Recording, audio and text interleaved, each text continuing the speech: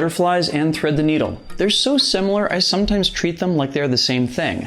But what separates them, and what can we learn from getting each of them down? Drex here from Drex Factor Poi, sharing with you the love of poi spinning and flow arts to benefit your body and brain. And today, I'm breaking down 2 beginner poi tricks that have quite a lot in common: butterflies and thread the needle. Before we dive in, I just want to give a quick shout out to the friends of the channel. Big thanks to Dark Monk, Flow DNA, Flow Fests, Flow Toys, Juggling Calling, Pyroterra Light Toys, Spinballs, and Ultrapoi for helping to make the videos on this channel possible.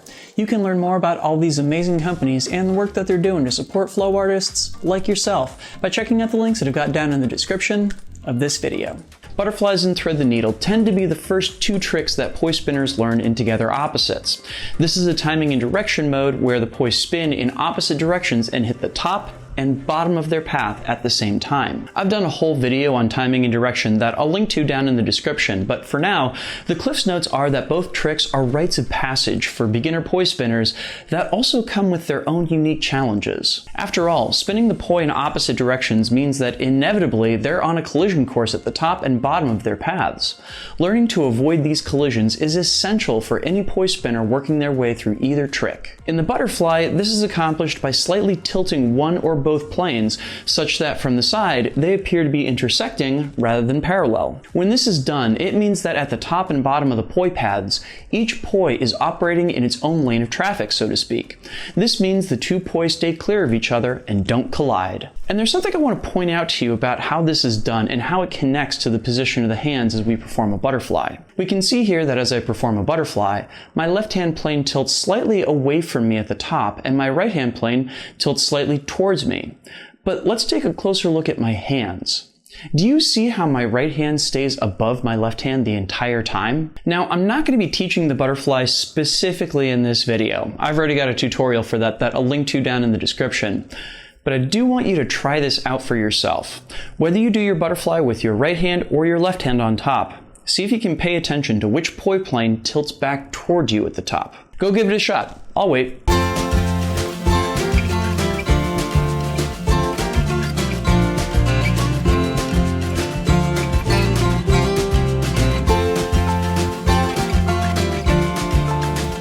It's almost certain you're going to find that whichever hand is on top is also the one that's connected to the poi plane that tilts back towards you at the top too. So what does that have to do with thread the needle? Well, let me show you the 2 side by side and we'll see if we can puzzle it out. So the first thing you'll probably notice about the butterfly versus the thread the needle is that our hands are moving in the thread the needle. Specifically, I'm switching which hand is on top for each beat that the poi complete. So if I'm switching which hand is on top, does that also mean that I'm switching which plane tilts toward me on top too? As it turns out, it does. In fact, you can see this in action. I switch which direction each poi plane is tilted when the poi are straight out to the side so they don't run into each other as this action is taking place. So that's pretty cool. Learning to thread the needle also teaches you the skills to control the tilt of your poi plane as you spin it. In addition, I kind of like to think of there being an analogy here.